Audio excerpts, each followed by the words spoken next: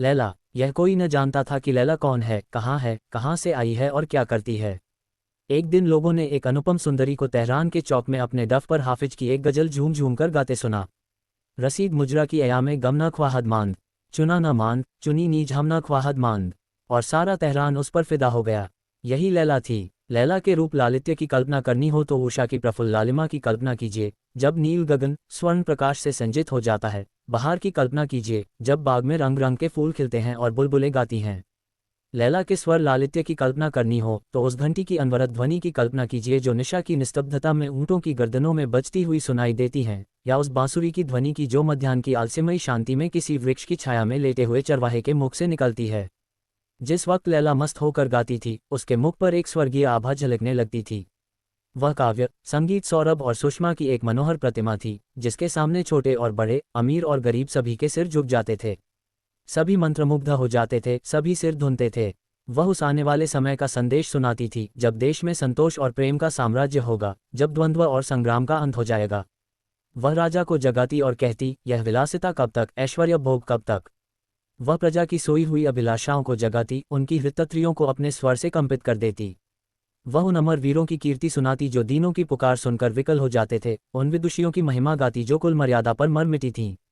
उसकी अनुरक्त ध्वनि सुनकर लोग दिलों को थाम लेते थे, तड़प जाते थे। सारा तेहरान लैला पर फिदा था। दलितों के लिए वह आशा की दीपक थी, रसिकों के लिए जन्नत की हूर, धनियों के लिए आत्मा की जागृति और सत्ताधारियों के लिए दया और धर्म का संदेश। उसकी बाहों के इशारे पर जनता आग में कूद सकती थी। जैसे चैतन्य जड़ को आकर्षित कर लेता है, उसी भांति लैला ने जनता को आकर्षित कर लिया था। और यह अनुपम सौंदर्य सुविधा की भांति पवित्र, हिम के समान निष्कलंक और नवकुसुम की भांति अनिंद्य था। उसके लिए प्रेम कटाक्ष, एक भेदभरी मुस्कान, एक रसीली अदा पर क्या न हो जाता। कंचन के पर्वत खड़े हो जाते, ऐश्वर्य उपासना करता, रियासतें पैर की धूल चाटती, कवि कट जाते, विद्वान घुटने टेकते, लेकिन लैला किसी की ओर आंख उठाकर भी न देखती थी। वह एक वृक्ष की छांव में रहती, भिक्षा मांगकर खाती और अपनी हृदयवीणा के राग लापती थी। वह कवि की सूक्ति की भांति केवल आनंद और प्रकाश की वस्तु थी, भोग की नहीं। वह ऋषियों के आशीर्वाद की प्रतिमा थी, कल्याण में डूबी हुई, शांति में रंगी हुई। कोई उसे स्पर्श न कर सकता था, उसे मोल न ले सकता था। एक दिन संध्या समय तेहरान का घोड़े पर सवार उधर से निकला। लैला गा रही थी। नादिर ने घोड़े की बाग रोक ली और देर तक आत्मविस्मृत की दशा में खड़ा सुनता रहा। गजल का पहला शेर ये था, मरा दर्देस्त अंदर दिल, गोयम जवां सोजद, बगैर दम दरकशम, तरसन की मगजी इस्तखवां सोजद। फिर वह घोड़े से उतरकर वहीं जमीन पर बैठ गया और सिर झुकाए रोता रहा। तब वह उठा और लैला के पास जाकर उसके कदमों पर सिर रख दिया। लोग अदब से इधर उधर हट गए। लैला ने पूछा, तुम कौन हो? नादिर, तुम्हारा गुलाम। लैला, मुझसे क्या चाहते हो? नादिर, आपकी खिदमत करने का हुक्म। मेरे झोपड़े को अपने कदमों से रोशन कीजिए। लैला, यह मेरी आदत नहीं। शहजादा फिर वहीं बैठ गया और लैला फिर गाने लगी, लेकिन गला थर्राने लगा, मानो वीणा का कोई तार टूट गया हो। उसने नादिर की ओर करुण नेत्रों से देखकर कहा, तुम यहाँ मत बैठो। कई आदमियों ने कहा, लैला, हमारे हुजूर शहजादा नादिर हैं। लैला बेपरवाही से बोली, बड़ी खुशी की बात है, लेकिन यहाँ शहजादों का क्या काम? उनके लिए महल है, महफिलें हैं और शराब के दौर हैं। मैं उनके लिए गाती हूँ जिनके दिल में दर्द है, उनके लिए नहीं जिनके दिल में शौक है। शहजादा न उन्मत्त भाव से कहा, लैला, तुम्हारी एक तान पर अपना सब कुछ निसार कर सकता हूँ। मैं शौक का गुलाम था, लेकिन तुमने दर्द का मजा चखा दिया। लैला फिर गाने लगी, लेकिन आवाज काबू में न थी, मानो वह उसका गला ही न था। लैला ने डफ कंधे पर रख लिया और अपने डेरे की ओर चली। श्रोता अपने अपने घर चले। कुछ लोग उसके पीछे पीछे उस वृक्ष तक आए जहां वह विश्राम करती थी। जब वह अपनी झोंपड़ी के द्वार पर पहुंची, तब सभी आदमी विदा हो चुके थे। केवल एक आदमी झोपड़ी से कई हाथ पर चुपचाप खड़ा था। लैला ने पूछा, तुम कौन हो? नादिर ने कहा, तुम्हारा गुलाम नादिर। लैला, तुम्हें मालूम नहीं कि मैं अपने अमन के गोशे में किसी को नहीं आने देती? नादिर, ये तो देख ही रहा हूँ। लैला, फिर क्यों बैठे हो? नादिर उम्मीद दामन पकड़े हुए हैं। लैला ने कुछ देर के बाद फिर पूछा, कुछ खाकर आए हो? नादिर, अब तो न भूख है न प्यास। लैला, आओ, आज तुम्हें गरीबों का खाना खिलाऊं, इसका मजा भी चखा लो। नादिर इनकार न कर सका। उसे बाजरे की रोटियों में अभूतपूर्व स्वाद मिला। वह सोच रहा था कि विश्व के इस विशाल भवन में कितना आनंद है। उसे अपनी आत्मा में विकास का अनुभव हो रहा था। जब वह खा चुका तब लैला ने कहा, अब जाओ, आधी रात से ज्यादा गुजर गई। नादिर ने आंखों में आंसू भरकर कहा, नहीं लैला, अब मेरा आसन भी यही जमेगा। नादिर दिन भर लैला के नगमे सुनता गलियों में, सड़कों पर जहां वह जाती उसके पीछे पीछे घूमता रहा था। रात को उसी पेड़ के नीचे जाकर पड़ा रहता। बादशाह ने समझाया, मलका ने समझाया, उमर ने मिन्नतें की, लेकिन नादिर के सिर से लैला का सौदा न गया। जिन हालों लैला रहती थी उन हालों वह भी रहता था। मलका उसके लिए अच्छे से अच्छे खाने बनाकर भेजती, लेकिन नादिर उनकी ओर देखता भी न था। लेकिन लैला के संगीत में जब वह क्षुधा न थी, वह टूटे हुए तारों का राग था जिसमें न वह लोच था, न वह जादू, न वह असर। वह अब भी गाती थी, सुनने वाले अब भी आते थे, लेकिन अब वह अपना दिल खुश करने को गाती थी और सुनने वाले विह्वल होकर नहीं, उसको खुश करने के लिए आते थे। इस तरह 6 महीने गुजर गए। एक दिन लैला गाने न गई। नादिर ने कहा, क्यों लैला, आज गाने न चलोगी? लैला ने कहा, अब कभी न जाऊंगा। सच कहना, तुम्हें अब भी मेरे गाने में पहले ही का सा मजा आता है। नादिर बोला, पहले से कहीं ज्यादा। लैला, लेकिन और लोग तो अब पसंद नहीं करते। नादिर, हाँ, मुझे इसका ताज्जुब है। लैला, ताज्जुब की बात नहीं, पहले मेरा दिल खुला हुआ था, उसमें सबके लिए जगह थी, वह सबको खुश कर सकता था। उसमें से जो आवाज़ निकलती थी वह सबके दिलों में पहुंचती थी। अब तुमने उसका दरवाज़ा बंद कर दिया, अब वह तुम्हारे सिवा और किसी के काम का नहीं रहा। चलो, मैं तुम्हारे पीछे पीछे चलूँगी। आज से तुम मेरे मालिक होती हूँ, चलो मैं तुम्हारे पीछे पीछे चलूँगा। आज से तुम मेरे मालिक हो। थोड़ी सी आग लेकर इस झोपड़ी में लगा दो, इस डफ को उसी में जला दूंगी। 3 तेहरान में घर घर आनंदोत्सव हो रहा था। आज शहजादा नादिर लैला को ब्याह कर लाया था। बहुत दिनों के बाद उसके दिल की मुराद पूरी हुई थी। सारा तेहरान शहजादे पर जान देता था और उसकी खुशी में शरीक था। बादशाह ने तो अपनी तरफ से मुनादी करवा दी थी कि इस शुभ अवसर पर धन और समय का अपव्यय न किया जाए, केवल लोग मस्जिदों में जमा होकर खुदा से दुआ मांगे कि वह और बधू चिरंजीवी हो और सुख से रहें। लेकिन अपने प्यारे शहजादे की शादी में धन और धन से अधिक मूल्यवान समय का मुंह देखना किसी को गवारा न था। रईसों ने महफिलें सजाए, चिराग जलो, बाजे बजवाए, गरीबों ने अपनी डफलियां संभाली और सड़कों पर घूम घूम कर उछलते कूदते फिरे। संध्या के समय शहर के सारे अमीर और रईस शहजादे को बधाई से चमकता और मनोल्लास से खिलता हुआ आकर खड़ा हो गया। काजी ने अर्ज की, हुजूर पर खुर्रस की बरकत हो। हजारों आदमियों ने कहा, आमीन। शहर की ललनाएं भी लैला को मुबारकबाद देने आई। लैला बिल्कुल सादे कपड़े पहने थी, आभूषणों का कहीं नाम न था। एक महिला ने कहा, आपका सुहाग सदा सलामत रहे। हजारों कंठों से ध्वनि निकली, आमीन। 4 कई साल गुजर गए। नादिर अब बादशाह था और लैला उसकी मलका। ईरान का शासन इतने सुचारू रूप से कभी न हुआ था। दोनों ही प्रजा के हितैषी थे, दोनों ही उसे सुखी और संपन्न देखना चाहते थे। प्रेम ने वे सभी कठिनाइयां दूर कर दी जो लैला को पहले शंकित करती रहती थी। नादिर राजसत्ता का वकील था, लैला प्रजासत्ता की, लेकिन व्यावहारिक रूप से उनमें कोई भेद न पड़ता था। कभी ये दब जाता, कभी वह हट जाती। उनका दाम्पत्य जीवन आदर्श था। नादिर लैला का रुख देखता था, लैला नादिर का। काम से अवकाश मिलता तो दोनों बैठकर गाते बजाते, कभी नदियों को सैर करते, कभी किसी वृक्ष की छांव में बैठे हुए हाफिज की गजलें पते और झुमते। न लैला में अब उतनी सादगी थी, न नादिर में अब उतना तकल्लुफ था। नादिर का लैला पर एकाधिपत्य था जो साधारण बात न थी।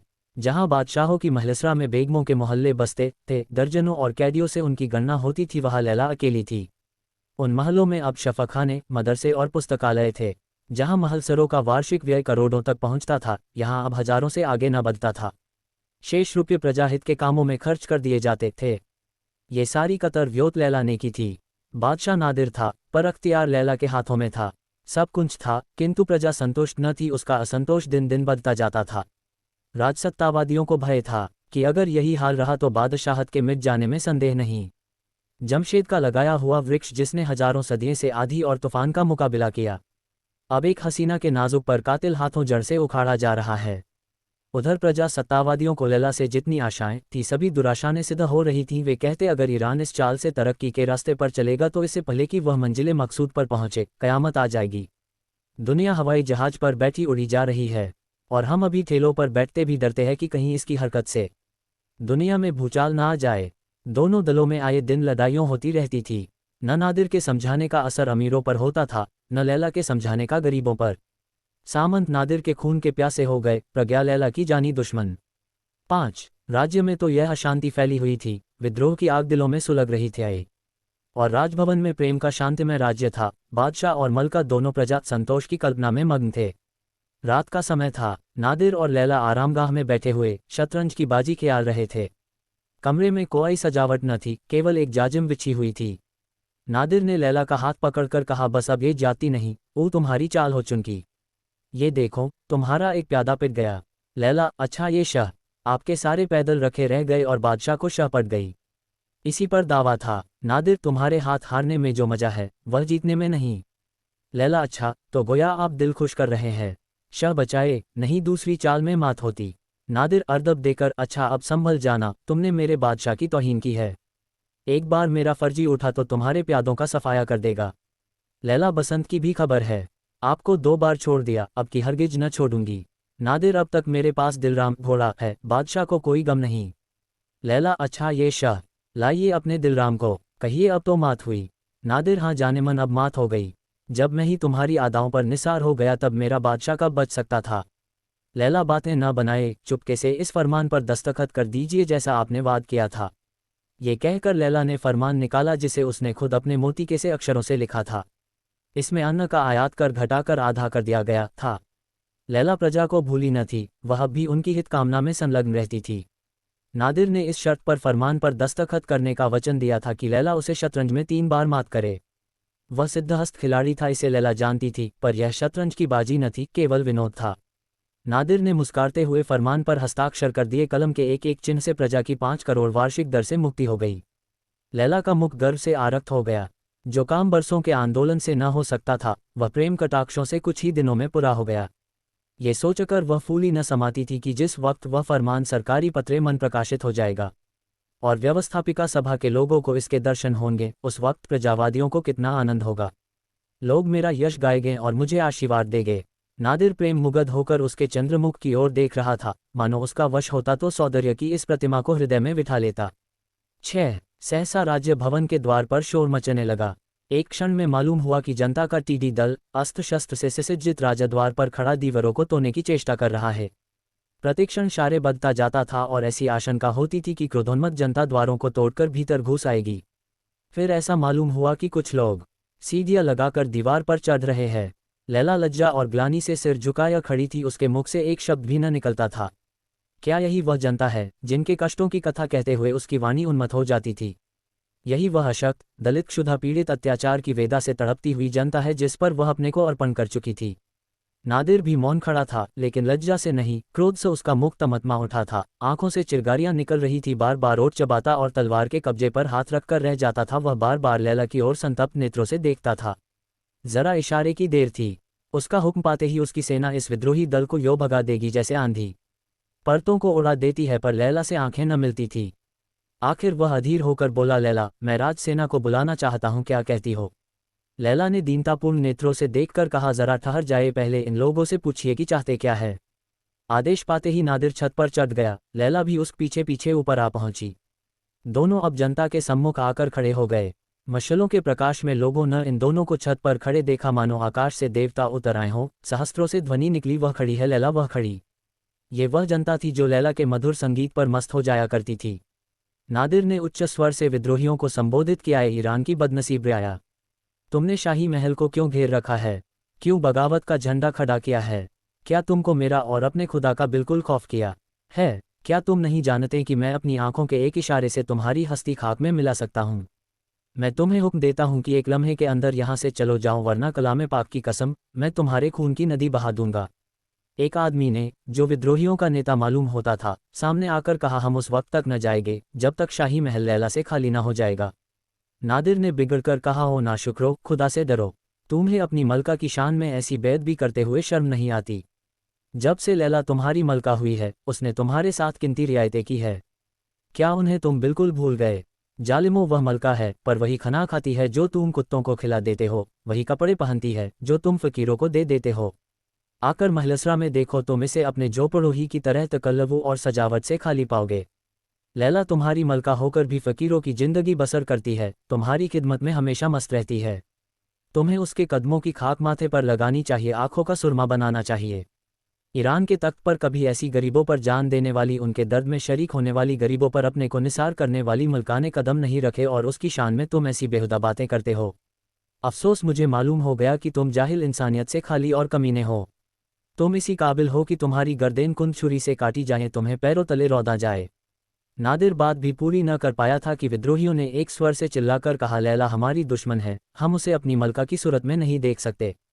नादिर ने जोर से चिल्लाकर कहा, जालिमो, जरा खामोश हो जाओ। ये देखो, वह फरमान है जिस पर लैला ने अभी अभी मुझसे जबरदस्ती दस्तखत कराए है। आज से गल्ले का महसूल घटाकर आधा कर दिया गया है और तुम्हारे सिर से महसूल का बोझ 5 करोड़ कम हो गया है। हजारों आदमियों ने शोर मचाया, यह महसूल बहुत पहले बिल्कुल माफ हो जाना चाहिए था। हम एक कौड़ी नहीं दे सकते। लैला, लैला, हम उसे अपनी मलका की सूरत में नहीं देख सकते। अब बादशाह क्रोध से कांपने लगा। लैला ने सजल नेत्र होकर कहा, अगर रियाया की यही मर्जी है कि मैं फिर डफ बजा बजा कर गाती फिरूं तो मुझे उज्र नहीं, मुझे यकीन है कि मैं अपने गाने से एक बार फिर इनके दिल पर हुकूमत कर सकती हूँ। नादिर ने उत्तेजित होकर कहा, लैला, मैं रियाया की तुनुक मिजाजियों का गुलाम नहीं। इससे पहले कि मैं तुम्हें अपने पहलू से जुदा करूं तेहरान की गलियां खून से लाल हो जाएगी। मैं इन बदमाशों को इनकी शरारत का मजा चखाता हूँ। नादिर ने मीनार पर चक्कर खतरे का घंटा बजाया। सारे तेहरान में उसकी आवाज़ गूंज उठी। शाही फौज का एक आदमी नजर न आया। नादिर ने दोबारा घंटा बजाया। आकाशमंडल उसकी झनकार से कंपित हो गया। तारागण कांपन उठे, पर एक भी सैनिक न निकला। नादिर ने तीसरी बार घंटा बजाया, पर उसका भी उत्तर केवल एक क्षीण प्रतिध्वनि ने दिया, मानो किसी मरने वाले की अतन्मा प्रार्थना के शब्द हों। नादिर ने माथा पीट लिया। समझ गया कि बुरे दिन आ गए।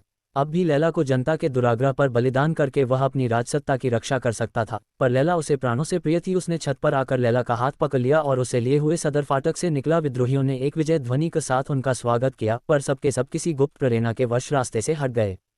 दोनों चुपचाप तेहरान की गलियों में होते हुए चले जाते थे। चारों ओर अंधकार था। दुकानें बंद थी, बाजारों में सन्नाटा छाया हुआ था। कोई घर से बाहर न निकलता था। फकीरों ने भी मस्जिदों में पनाह ले ली थी, पर इन दोनों प्राणियों के लिए कोई आश्रय न था।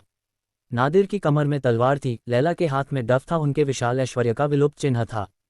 7 पूरा साल गुजर गया। लैला और नादिर देश विदेश की खाक छानते फिरते थे। समरकंद और बुखारा, बगदाद और हलब, काहिरा और अदन, ये सारे देश उन्होंने छान डाले। लैला की डफ फिर जादू करने मेला लगी। उसकी आवाज़ सुनते ही शहर में हलचल मच जाती, आदमियों का मेला लग जाता, आवभगत होने लगती। लेकिन ये दोनों यात्री कहीं एक दिन से अधिक न ठहरते थे। न किसी से कुछ मांगते, न किसी के द्वार पर जाते।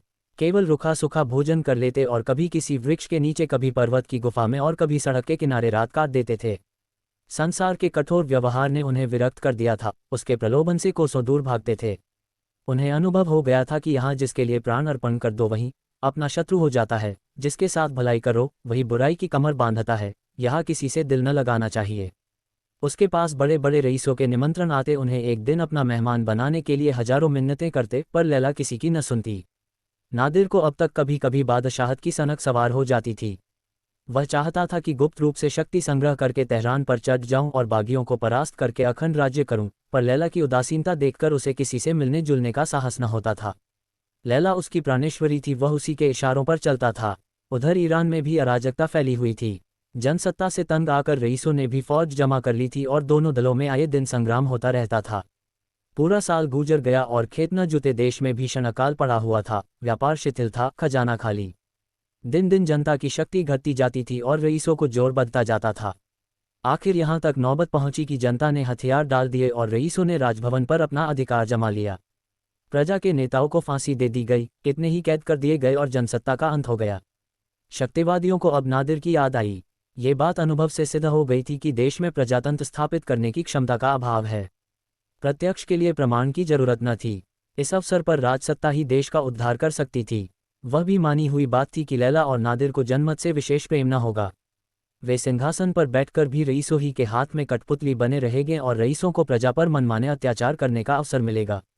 अतएव आपस में लोगों ने सलाह की और प्रतिनिधि नादिर को मना लाने के लिए रवाना हुए। 8 संध्या का समय था। लैला और नादिर दमिश्क में एक वृक्ष के नीचे बैठे हुए थे। आकाशा पर लालिमा छाई हुई थी और उससे मिली हुई पर्वतमालाओं की श्याम रेखा ऐसी मालूम हो रही थी मानो कमल दल मुरझा गया हो। लैला उल्लसित नेत्रों से प्रकृति की यह शोभा देख रही थी। नादिर मलिन और चिंतित भाव से लेटा हुआ सामने के सुदूर प्रांत की ओर तृषित नेत्रों से देख रहा था, मानो इस जीवन से तंग आ गया है। सहसा बहुत दूर गर्द उड़ती हुई दिखाई दी और एक क्षण में ऐसा मालूम हुआ कि कुछ आदमी घोड़ों पर सवार चले आ रहे हैं। नादिर उठ बैठा और गौर से देखने लगा कि ये कौन आदमी है। अकस्मात वह उठकर खड़ा हो गया। उसका मुखमंडल दीपक की भांति चमक उठा, जर्जर शरीर में एक विचित्र स्फूर्ति दौड़ गई। वह उत्सुकता से बोला, लैला, ये तो ईरान के आदमी, कलाम पाक की कसम, ये ईरान के आदमी है। इनके लिबास से साफ जाहिए हो रहा है। लैला पहले मैं भी उन यात्रियों की ओर देखा और सचेत होकर बोली, अपनी तलवार संभाल लो, शायद उसकी जरूरत पड़े। नादिर, नहीं लैला, ईरान के लोग इतने कमीने नहीं हैं कि अपने बादशाह पर तलवार उठाएं। लैला पहले मैं भी यही समझती थी। सवारों ने समीप आकर घोड़े रोक लिए। उतरकर बड़े अदब से नादिर को सलाम किया। नादिर बहुत जबत करने पर भी अपने मनोवेग को न रोक सका, दौड़कर उनके गले लिपट गया। वह अब बादशाह न था, ईरान का एक मुसाफिर था। बादशाहत मिट गई थी, पर ईरानियत रोम रोम में भरी हुई थी। वे तीनों आदमी इस समय ईरान के विधाता थे। इन्हें वह खूब पहचानता था। उनकी स्वामीभक्ति की वह कई बार परीक्षा ले चुका था। उन्हें लाकर अपने बोरिये पर बैठाना चाहा, लेकिन वे जमीन पर ही बैठे। उनकी दृष्टि से वह बोरिया उस समय सिंहासन था, जिस पर अपने स्वामी के सम्मुख वे कदम न रख सकते थे। बातें होने लगीं। ईरान की दशा अत्यंत शोचनीय थी। लूटमार का बाजार गर्म था, न कोई व्यवस्था थी, न व्यवस्थापक थे। अगर यही दशा रही तो शायद बहुत जल्द उसकी गर्दन में पराधीनता का जुआ पड़ जाए। देश अब नादिर को ढूंढ रहा था। उसके सिवा कोई दूसरा उस डूबते हुए बेड़े को पार नहीं लगा सकता था। इसी आशा से ये लोग उसके पास आए थे। नादिर ने विरक्त भाव से कहा, एक बार इज्जत ली, क्या आपकी जान लेने की सोची है? मैं बड़े आराम से हूँ, आप मुझे दिक न करें। सरदारों ने आग्रह करना शुरू किया, हम हुजूर का दामन न छोड़ेंगे, यहाँ अपनी गर्दनों पर छुरी फेरकर हुजूर के कदमों पर जान दे देंगे। जिन बदमाशों ने आपकी परेशान किया, अब उनका कहीं निशान भी नहीं रहा। हम लोगों उन्हें फिर कभी सिर न उठाने देंगे, सिर्फ हुजूर की आड़ चाहिए। नादिर ने बात काटकर कहा, साहबो, अगर आप मुझे इस इरादे से ईरान का बादशाह बनाना चाहते हैं तो माफ़ कीजिए। मैंने इस सफ़र में रियाया की हालत का गौर से मुलाजा किया है और इस नतीजे पर पहुंचा हूं कि सभी मुल्कों में उनकी हालत ख़राब है। वे रहम के कबिल है। ईरान में मुझे कभी ऐसे मौके नहीं मिले थे। मैं रियाया को अपने दरबारियों की आंखों से देखता था। मुझसे आप लोग यह उम्मीद न रखें कि रियाया को लूटकर आपकी जेबें भरूंगा। यह हजाब अपनी गर्दन पर नहीं ले सकता। मैं इंसाफ का मीजान बराबर रखूंगा और इसी शर्त पर ईरान चल सकता हूं। लैला ने मुस्कराते कहा, तुम रियाया का कसूर माफ़ कर सकते हो, क्योंकि उसकी तुमसे कोई दुश्मनी न थी। उसके दांत तो मुझे पर थे, मैं उसे कैसे माफ़ कर सकती हूँ? नादिर ने गंभीर भाव से कहा, लैला, मुझे यकीन नहीं आता कि तुम्हारे मुंह से ऐसी बातें सुन रहा हूँ। लोगों ने समझा, अभी उन्हें भड़काने की जरूरत ही क्या है, ईरान में चलकर देखा जाएगा। दो चार मुखबिरों से रियाया के नाम पर ऐसे उपद्रव खड़े करा देंगे कि इनके सारे ख्याल पलट जाएंगे। एक सरदार ने अर्ज़ की, माजल्लाह, हुजूर यह क्या फरमाते हैं? क्या हम इतने नादान हैं कि हुजूर को इंसाफ के रास्ते से हटाना चाहेंगे? इंसाफ ही बादशाह का जौहर है और हमारी दिली आरजू है कि आपका इंसाफ ही नौशवां को भी शर्मिंदा कर दे। हमारी मंशा सिर्फ ये थी कि आइंदा से हम रियाया को कभी ऐसा मौका न देंगे कि वह हुजूर की शान में बेअदबी कर सके। हम अपनी जानें हुजूर पर निसार करने के लिए हाजिर रहेंगे। सहसा ऐसा मालूम हुआ कि सारी प्रकृति संगीतमय हो गई है। पर्वत और वृक्ष, तारे और चौड़द वायु और जल सभी एक स्वर से गाने लगे। चौदनी की निर्मल छटा में वायु के नीरव प्रहार में संगीत की तरंगें उठने लगी। लैला अपना डफ बजा बजा कर गा रही थी। आज मालूम हुआ, ध्वनि ही सृष्टि का मूल है। द पर्वतों पर देवियां निकल निकल कर नाचने लगी, आकाशा पर देवता नृत्य करने लगे। संगीत ने एक नया संसार रच डाला। उसी दिन से जबकि प्रजा ने राजभवन के द्वार पर उपद्रव मचाया था और लैला के निर्वासन पर आग्रह किया था, लैला के विचारों में क्रांति हो रही थी। जन्म से ही उसने जनता के साथ सहानुभूति करना सीखा था। वह राजकर्मचारियों को प्रजा पर अत्याचार करते देखती थी और उसका कोमल हृदय तड़प उठता था। तब धन, ऐश्वर्य और विलास से उसे घृणा होने लगती थी, जिसके कारण प्रजा को इतने कष्ट भोगने पड़ते हैं। वह अपने में किसी ऐसी शक्ति का आह्वान करना चाहती थी कि जो आत्ताइयों के हृदय में दया और प्रजा के हृदय में अभय का संचार करे। उसकी बाल कल्पना उसे एक सिंहासन पर बिठा देती, जहां वह अपनी न्याय नीति से संसार में युगातर उपस्थित कर देती। कितनी रातें उसने यही स्वप्न देखने में काटी थी। कितनी बार वह अन्याय पीढ़ियों के सिरहाने बैठकर रोई थी। लेकिन जब एक दिन ऐसा आया कि उसके स्वर्ण स्वप्न आंशिक रीति से पूरे होने लगे, तब उसे एक नया और कठोर अनुभव हुआ। उसने देखा, प्रजा इतनी सहनशील, इतनी दीन और दुर्बल नहीं है जितना वह समझती थी। इसकी अपेक्षा उसमें औछेपन, अविचार और अशिष्टता की मात्रा कहीं अधिक थी। वह सद्व्यवहार की कद्र करना नहीं जानती, शक्ति पाकर उसका सदुपयोग नहीं कर सकती। उसी दिन से उसका दिल जनता से फिर गया था। जिस दिन नादिर और लैला ने फिर तेहरान में पदार्पण किया, सारा नगर उनका अभिवादन करने के लिए निकल पड़ा। शहर पर आतंक छाया हुआ था। चारों ओर करुण रुदन की ध्वनि सुनाई देती थी। अमीरों के मोहल्ले में श्री लौटती फिरती थी, गरीबों के मोहल्ले उजड़े हुए थे। उन्हें देखकर कलेजा फटा जाता था। नादिर रो पड़ा, लेकिन लैला के होठों पर निष्ठुर निर्दय हास्य छटा दिखा रहा था। नादिर के सामने अब एक विकट समया थी। वह नित्य देखता कि मैं जो करना चाहता हूँ वह नहीं होता और जो नहीं करना चाहता वह होता है, और इसका कारण लैला है, पर कुछ कह न सकता था। लैला उसके हर एक काम में हस्तक्षेप करती रहती थी। वह जनता के उपकार और उद्धार के लिए विधान करता, लैला उसमें कोई न कोई विधन अवश्य डाल देती और उसे चुप रह जाने के सिवा और कुछ न सोचता। लैला के लिए उसने एक बार राज्य का त्याग कर दिया था। तब आपत्ति काल ने लैला की परीक्षा की थी। इतने दिनों की विपत्ति में उसे लैला के चरित्र का जो अनुभव प्राप्त हुआ था, वह इतना मनोहर, इतना सरस था कि वह लैलामय हो गया था। लैला ही उसका स्वर्ग थी, उसके प्रेम में रत रहना ही उसकी परम अभिलाषा थी। इस लैला के लिए वह अब क्या कुछ न कर सकता था। प्रजा की और साम्राज्य की उसके सामने क्या हस्ती थी। इसी भांति 3 साल बीत गए, प्रजा की दशा दिन दिन बिगड़ती ही गई। 9 एक दिन नादिर शिकार खेलने गया और साथियों से अलग होकर जंगल में भटकता फिरा, यहाँ तक कि रात हो गई और साथियों का पता न चला। घर लौटने का भी रास्ता न जानता था। आखिर खुदा का नाम लेकर वह एक तरफ चला कि कहीं तो कोई गांव या बस्ती का नाम निशान मिलेगा, वहां रात भर पर रहूंगा, सवेरे लौट जाऊंगा। चलते चलते जंगल के दूसरे सिरे पर उसे एक गांव नजर आया, जिसमें मुश्किल से 3-4 घर हो गए। हाँ, एक मस्जिद अलबत्ता बनी हुई थी।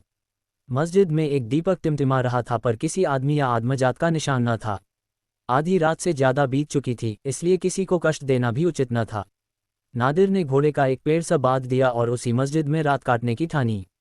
वहां एक फटी सी चटाई पड़ी हुई थी, उसी पर लेट गया। दिन भर तक सोता रहा, पर किसी की आहट पाकर चौंका तो क्या देखता है कि एक बूढ़ा आदमी बैठा नमाज पढ़ रहा है। उसे यह खबर न थी कि रात गुजर गई और यह फजर की नमाज है। वह पड़ा पड़ा देखता रहा। वृद्ध पुरुष ने नमाज अदा कही, फिर वह छाती के सामने अजल फैलकर दुआ मांगने लगा। दुआ के शब्द सुनकर नादिर का खून सर्द हो गया। वह दुआ उसके राज्यकाल की ऐसी तीव्र, ऐसी वास्तविक, ऐसी शिक्षाप्रद आलोचना थी जो आज तक किसी ने न की थी। उसे अपने जीवन में अपना अपयश सुनने का अवसर प्राप्त हुआ। वह ये तो जानता था कि मेरा शासन आदर्श नहीं है, लेकिन उसने कभी यह कल्पना न की थी कि प्रजा की विपत्ति इतनी असत्य हो गई है। दुआ ये थी, ए खुदा, तू ही गरीबों का मददगार और बेकसों का सहारा है। तू इस जालिम बादशाह के जुल्म देखता है और तेरा वहर उस पर नहीं गिरता। ये बेदीन काफिर एक हसीन औरत की मोहब्बत में अपने को इतना भूल गया है कि न आंखों से देखता है, न कानों से सुनता है। अगर देखता है तो उसी औरत की आंखें से, सुनता है तो उसी औरत के कानों से। अब ये मुसीबत नहीं सही जाती। या तो तू उस जालिम को जहन्नुम पहुंचा दे, या हम बेकसों को दुनिया से उठा ले। ईरान उसके जुल्म से तंग आ गया है और तू ही उसके सिर से इस बाला को टाल सकता है। बूढ़े ने तो अपनी छड़ी संभाली और चलता हुआ, लेकिन नादिर मृतक की भांति वहीं पड़ा रहा, मानो उसे पर बिजली गिर पड़ी हो। 10 एक सप्ताह तक नादिर दरबार में न आया, न किसी कर्मचारी को अपने पास आने की आज्ञा दी। दिन के दिन अंदर पड़ा सोचा करता कि क्या करूं, नाम मात्र को कुछ खा लेता। लैला बार बार उसके पास जाती और कभी उसका सिर अपनी जांघ पर रखकर, कभी उसके गले में बाहें डालकर पूछती, तुम क्यों इतने उदास और मलिन हो। नादिरा उसे देखकर रोने लगता, पर मुंह से कुछ न कहता। यश या लैला, यही उसके सामने कठिन समस्या थी। उस हृदय में भीषण द्वंद्व रहा था और वह खुद निश्चय न कर सकता था। यश प्यारा था, पर लैला उससे भी प्यारी थी। वह बदनाम होकर जिंदा रह सकता था। लैला उसके रोम रोम में व्याप्त थी। अंत को उसने निश्चय कर लिया, लैला मेरी है, मैं लैला का हूं। न मैं उससे अलग, न वह मुझे इस जुदा। जो कुछ वह करती है मेरा है, जो मैं करता हूँ उसका है। यहाँ मेरा और तेरा का भेद ही कहाँ। बादशाहत नश्वार है, प्रेम अमर। हम अनंत काल तक एक दूसरे के पहलू में बैठे हुए स्वर्ग के सुख भोगेंगे। हमारा प्रेम अनंत काल तक आकाश में तारे की भांति चमकेगा। नादिर प्रसन्न होकर उठा। उसका मुखमंडल विजय की लालिमा से रंजित हो रहा था। आंखों में शौर्य टपका पड़ता था। वह लैला के प्रेम का प्याला पीने जा रहा था, जिसे 1 सप्ताह से उसने मुंह नहीं लगाया था। उसका हृदय उसी उमंग से उछता पड़ता था जो आज से 5 साल पहले उठा करती थी। प्रेम का फूल कभी नहीं मुरझाता, प्रेम की नींद कभी नहीं उतरती। लेकिन लैला की आरामगाह के द्वार बंद थे और उसका उफ, जो द्वार पर नित्य एक खूंटी से लटका रहता था, गायब था। नादिर का कलेजा सनसा हो गया। द्वार बदम रहने का आशय तो ये हो सकता है कि लैला बाग में होगी, लेकिन उफ कहाँ गया। संभव है वह उफ लेकर बाग में गई हो, लेकिन यह उदासी क्यों छाए है, ये हसरत क्यों बरस रही है। नादिर ने कांपते हुए हाथों से द्वार खोल दिया। लैला अंदर न थी, पंगल बिछा हुआ था, शमा जल रही थी, वजू का पानी रखा हुआ था। नादिर के पांव थर्राने लगे। क्या लैला रात को भी नहीं सोती। कमरे की एक एक वस्तु में लैला की याद थी। उसकी तस्वीर थी, ज्योतिहीन नेत्र। नादिर का दिल भर आया। उसकी हिम्मत न पड़ी कि किसी से कुछ पूछे। हृदय इतना कातर हो गया कि हतबुद्धि की भांति फर्श पर बैठकर बिलक बिलक कर रोने लगा। जब जरा आंसू थमे तब उसने बिस्तर को सूंघा कि शायद लैला के स्पर्श की कुछ गंध आए, लेकिन खस और गुलाब की महक का सिवा और कोई सुगंध न थी। सहसा उसे तकिए के नीचे से बाहर निकला हुआ एक कागज का पुर्जा दिखाई दिया। उसने एक हाथ से कलेजे को संभालकर पुर्जा निकाल लिया और सहमी हुई आंखों से उसे देखा। एक निगाह में सब कुछ मालूम हो गया। वह नादिर की किस्मत का फैसला था। नादिर के मुंह से निकला, हाय लैला, और वह मूर्छित होकर जमीन पर गिर पड़ा।